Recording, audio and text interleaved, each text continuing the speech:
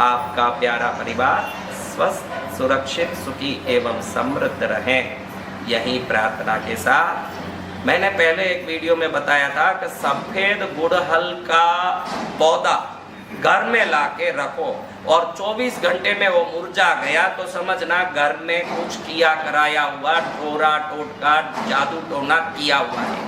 अगर सफेद गुड़हल का पौधा 24 घंटे में मुरझा जाता, जहाँ कुछ गड़बड़ है उस जगह सफेद गुड़हल का पौधा रह ही नहीं सकता।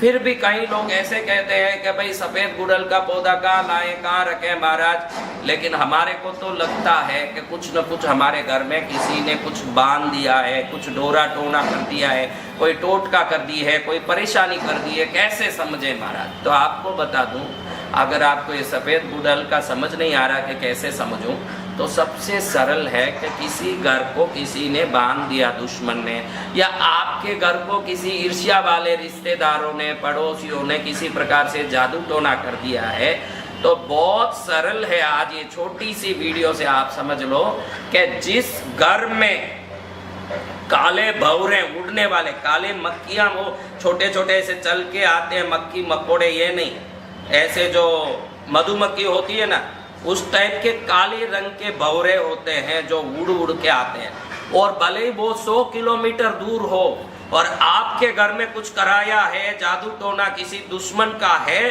तो उस जगह पर आकर्षित होके वो आके ही रहेगा। आपके घर में अगर काले भंवरे आ रहे हैं तो समझना कि दुश्मन ने घर को किसी न किसी प्रकार से परेशान कर दिया है, बांध दिया है, दुख दे दिया है, या कोई डोरा टोटका करके परेशानी कर दी है। तो आपको ये बता दिया कि भाई ये जीव घर में आ रहा, काले भंवरे, ब्लैक बीस बोलते हैं उसको, ब्लैक बी, ये मक्खी नहीं, मकोड़ा नहीं, मधुमक्खी टाइप के काले काले मोटे मोटे रहते हैं। वो अलग अलग प्रकार के आ सकते हैं, ऐसे पंख वाले या मोटे शरीर वाले, तरह तरह के आ सकते हैं, लेकिन वो उड़ने वाले काले वस्तु, वो काले वस्तु उड़ने वाले कोई भी हो, जहाँ ब्लैक मैजिक हुआ हो उसी जगह पर, जहाँ टोना टोटका हुआ हो उसी जगह पर वो आकर्षित होकर किसी भी जगह से वो आते हैं, क्योंकि उनको वो जगह बहुत पसंद होती है। जिस जगह में टोना टोटका हो गया हो, वो पूरा नकारात्मक शक्ति उनको बहुत अच्छा लगता है, तो उस जगह में मंडराते हैं। एक पॉइंट है भाई, ये जीव घर में नहीं आना चाहिए। अगर महाराज आ गए, हमारे घर में आ गया, अब हम घबरा रहे हैं कि हमारे घर में ऐसा हो गया, अब ज्योतिष के पास जाऊं, पंडित के पास जाऊं, पुजारी के पास जाऊं, इलाज कराऊं, क्या कराऊं? बहुत सरल है। सफेद सरसों अमावस्या के दिन लें। जिस दिन ये भंवरे आए हों उस दिन, वो उसी दिन आपके भंवरे आए हों, उसी दिन आपको लगे कि हमारे घर में भंवरे आए, तो उसी दिन कर लो।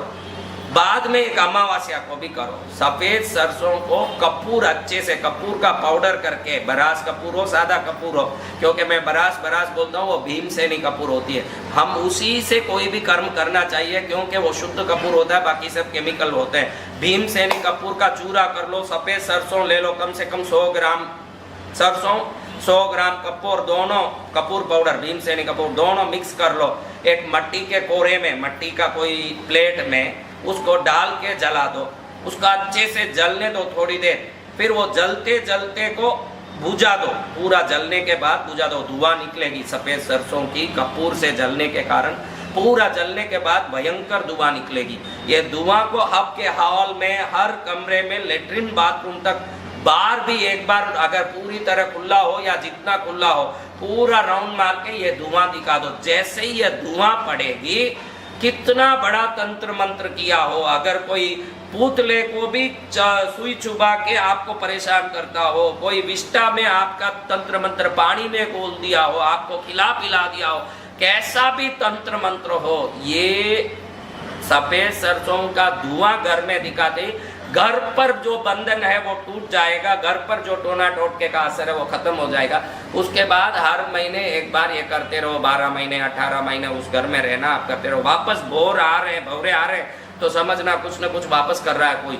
उस दिन जरूर ये सफेद सरसों और कपूर का धुआं दिखाना चाहिए। जिस दिन भी भंवरे आते हैं, भंवरे तभी आते हैं जब गरम गरम किसी ने टोना टोटका किया हो, क्योंकि उनको ये सब गंदी जगह में रहने में बहुत आनंद आता है। तो ये काला भंवरा वहीं आएगा जहाँ डोरा डांडा हो घर में, नहीं तो वो जंगल में या उद्यान में ही रहते हैं। घर में तभी आते हैं वो घर जब उनको आकर्षित करता है। तो ये जीव घर में आए हैं तो समझना घर में कोई विपत्ति है।